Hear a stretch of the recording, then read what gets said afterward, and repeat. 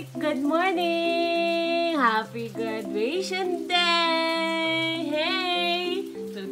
Hi! Ito na nga, graduation day nga ni Ilea ngayong araw na ito. Nung alis nga namin ay talaga namang bumugso ang ulan. Pero bago nga kami umalis ay finiflex ni Daddy sa akin yung ginagamit niya ngayon dito sa sasakyan. Gumagamit kasi siya ng acid rain removal kaya nagkakaroon ng hydroponic effect. Yung parang sa gabi guys na pag pinatakan ng ulan o kahit tubig man ay buo-buo yung papatak dun sa salamin. Alangan na kami dyan guys kasi ang simula ng program ni na Ilea ay alas 8 at ang venue ay sa Pinamalayan Park Gymnasium. Maibahagi ko lamang nga sa inyo ay 3 years old pa lamang nga si Ilea ay pinasok na rin namin dito sa school. Dahil nga ni naisa lamang siyang bata dito sa bahay ay siguradong maiinip lang siya kung sa buong taon ay wala siyang pagkakaabalahan. Kaya naman thanks God at nairaos niya rin yung buong taon kahit kada uwian ay mabili ng laruan. At yan na nga ang nasabi, 7:56 na ay kararating lang namin sa bayan. Kaya kabado 100% ako dyan kasi baka kami lang yung late. Pero aminin nyo, pag nakikita nyo yung ganitong maliliit na toga ay nakaka-excite naman talaga. Kaya buti na lang pagdating namin ng venue ay hindi pa rin talaga nagsisimula. Kaya alam nyo na pag ganyan, pitsura na hanggat fresh pa. Sa init ba naman ng panahon ngayon? At syempre hanggang nasa mood itong graduating natin ay apitsura ng apitsuran at baka mamaya ay biglang mawala sa mood. Kaya nung mga oras na yan, alam nyo ba guys, sobrang saya ng puso namin na nakikita namin ganyan si Ilea ngayon. Kasama nga din ang Mami Lola sa panonood ng graduation ni Ilea at dahil syempre unang apo pa lang kaya support na support sila sa mga ganitong bagay. At dahil nga nasa park itong gym ay hindi na iiwasan na may mga nagatinda ng kung ano-ano ay may nakita dyan si Ileang balloons. Diyos ko dahil akala ko talaga maiiyakan portion pang mangyayari bago kami makalakad dyan sa red carpet. Buti na rin nga ni at napapakausapan na rin si Ilea. At nung nakita din yung mga classmate niya na naglalakad ay gumaya na din. At maraming salamat po sa bumubuo ng National Child Development Center sa Oriental, Mindoro. Ito na nga ni ang closing remarks ng kanilang graduation day at sobrang cute nilang tingnan lahat as in. Kaya samahan niyo akong panoorin ko ano yung ginawa ni Ilea.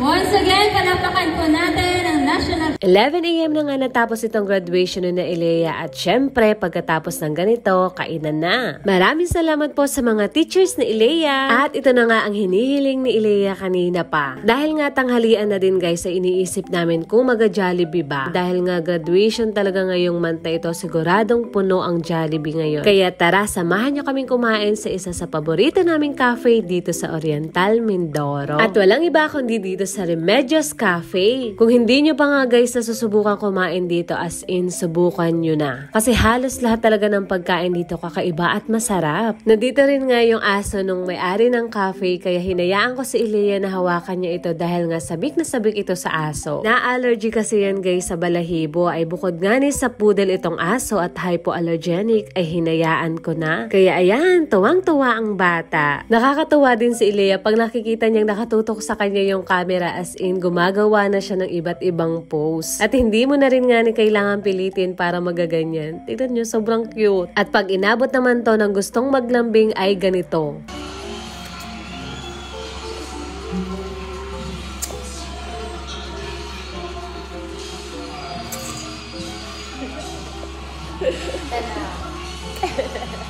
Habang nga kami nag-iintay guys sa mga in-order namin, ay hindi ko na rin talaga maintindihan kung bakit ganito si JP. Saan kaya niya natututunan yung mga ganitong bagay? Ay tignan nyo naman.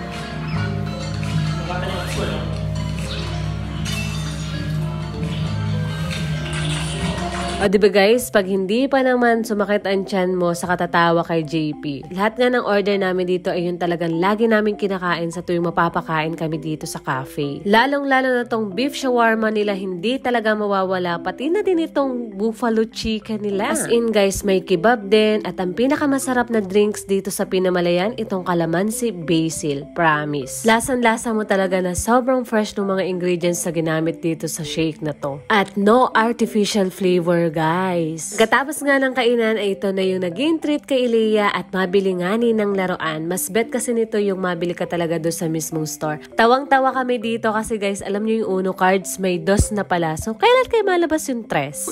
Hindi naman mahirap regaluhan tong si Ilea guys. Kahit mura ay sobrang na-appreciate niya yung mga ganong bagay. Kahit nga isang laruan lang yung ibigay mo sa kanya ay okay na siya. Pag dinagdagan mo pa ng isa ay magano na yan. So depende na lang kung ipipilit mo talaga. Kaya hindi siya mahirap badalhin sa mga ganitong store. Excited na rin sana kami na bilhan si Ilea ng ganito kaso hindi pa rin pala pwede kasi nahihirapan pa siyang mag-balance. So, intay-intay pa ng ilang taon para magamit niya yung ganitong bagay. So, happy first graduation day, Ilea Boo! And thank you for watching. See you on the next one. Live your life! And please follow for more videos!